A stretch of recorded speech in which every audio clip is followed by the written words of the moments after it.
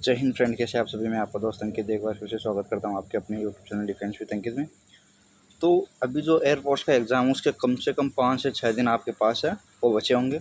तो इन दिनों में हमें क्या करना चाहिए, क्या नहीं करना चाहिए, इसके बारे में आज हम बात करेंगे। कौन कौन से वो टॉपिक है जिनसे क्वेश्चन आना ही है कि भाई मैंने 5 से 6 अटेम्प्ट है वो एयरफोर्स के दे रखे हैं, जिन्हें फिजिकल, मेडिकल और भी सारी चीज़ें हैं, उनका मैंने सब कुछ अनुभव किया है और लास्ट में जाके मेरा नेवी में सिलेक्शन हो चुका है।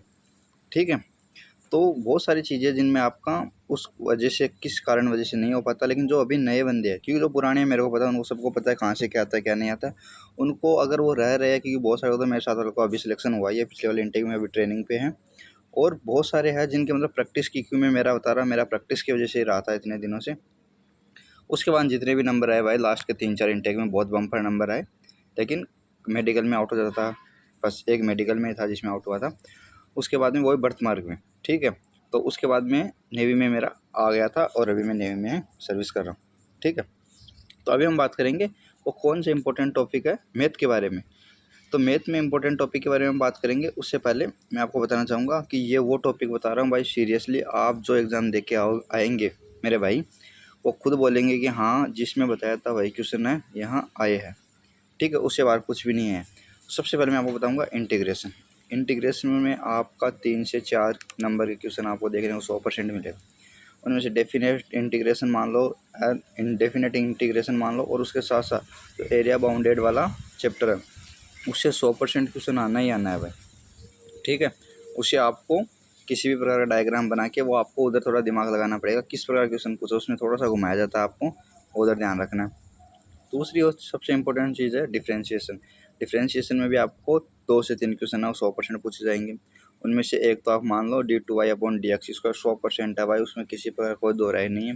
2 बार आपको अवकलन करना ही है। उसमें dy या d थीटा/dx का विशेष करके ध्यान रखना, वहीं पे गलती होती है अधिकतर बंदों से। ठीक है। वो आने के बाद में पता चलती है। और उसके बाद में आप वो जो है इंक्रीजिंग डिक्रीजिंग, उनका विशेष करके ध्यान रखना, उसी में आता है वो। उसमें से एक क्वेश्चन 100% आएगा, मैक्सिमम मिनिमम जो डिफ्रेंशिएशन का पार्ट है उसका ध्यान रखना, उसमें से एक क्वेश्चन आपको 100% देखने को मिल जाएगा। ठीक है। उसके बाद हम बात करते हैं लिमिट और कंटिन्यूटी। लिमिट और कंटिन्यूटी से एक क्वेश्चन 100% है।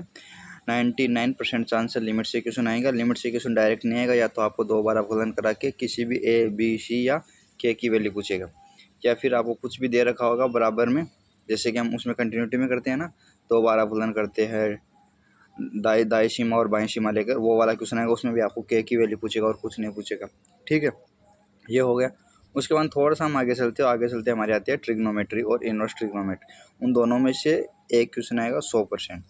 वो अधिकतर चांस रहते हैं आपके ट्रिग्नोमेट्री से आते हैं, तो उसका विशेष करके आपको ध्यान रखना, जितने भी थीटा की वैल्यू है, फॉर्मूला है, वो आपको एकदम कंट्रास्ट होने चाहिए। उधर जाके थोड़ा प्रेशर रहता है और उधर बंदे भूल भी जाते हैं, उस चीज़ का आपको विशेष ध्यान रखना है। ठीक है। तो जाने से पहले एक बार फॉर्मूला रिवाइज जरूर कर लेना। उसके बाद में हम बात करते हैं, उससे थोड़ा सा और आगे चलते हैं, तो हमारे आते हैं क्वाड्रिक इक्वेशन, द्विघात समीकरण। उससे एक क्वेश्चन 100% ही आएगा। उसमें भी आपको जो x² + bx + c = 0, तो उसमें a b c किसी की भी वैल्यू आपको पूछ ली जाएगी।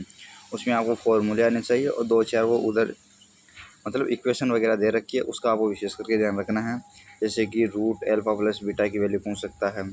ठीक है। तो वो आपको थोड़ा सा मतलब नॉर्मल जो उसका बेसिक है वो सीख के जाइए, उससे आप सब कुछ क्लियर कर देंगे। बस सीखना है, रटना नहीं है। सबसे इंपॉर्टेंट चीज़ इसमें यही है। आगे चलती है आती है एपी और जीपी। एपी और जीपी में विशेष करके ध्यान रखना, जीपी से क्वेश्चन आएगा या एपी से आएगा। एचपी से क्वेश्चन बहुत कम आएगा। एचपी से आएगा तो उसका आपको समांतर माध्य पूछा जाएगा एचपी से। ठीक है। वो आप एपी का उल्टा करके निकाल देंगे। 3 संख्या होगा पूछेगा भाई, 3 संख्या होगा।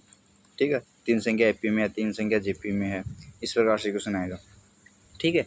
ये आपको दे देगा 3 संख्याओं का योग ये है, 3 संख्याओं का गुणनफल ये है, तो 3 संख्या आपको पहले माननी है।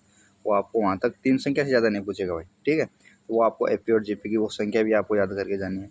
उसके बाद में थोड़ा सा और आगे चलते हैं, तो हमारी आती है बाइनोमियल थ्योरम। बाइनोमियल थ्योरम से इम्पोर्टेंट है, आपको इंडिपेंडेंस टर्म पूछ सकता है, गुणात्मक जो, हाँ, मल्टीप्लिकेशन ऐसे कुछ टर्म है एक, वो पूछ सकता है। जिसमें m+n/m+n अनुपात कुछ लेके हम करते हैं, उसमें वो इम्पोर्टेंट है भाई, उसका ध्यान रखना।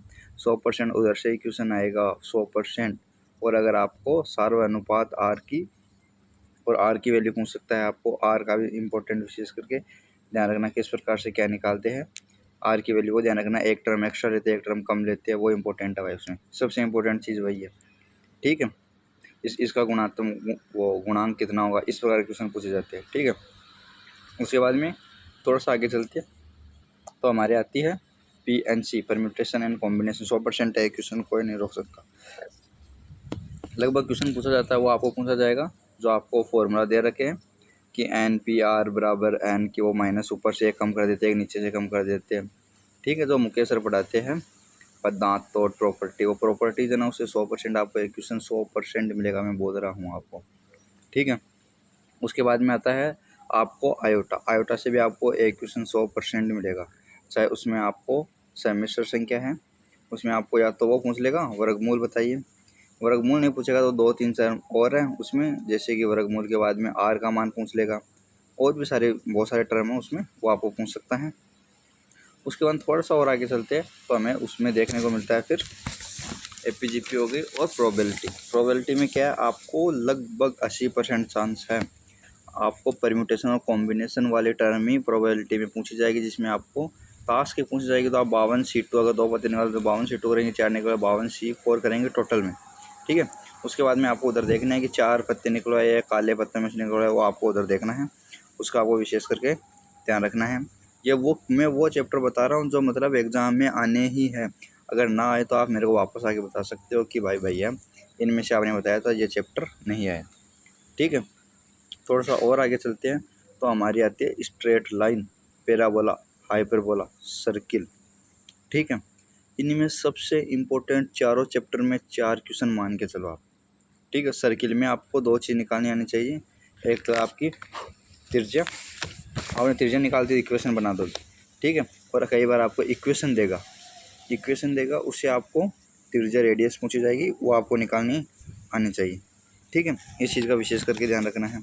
उसके बाद में थोड़ा सा और आगे चलते हैं तो लगभग मेरे हिसाब से इधर कवरअप हो गया है। 2 और चैप्टर बचे हैं, वो है मैट्रिक्स।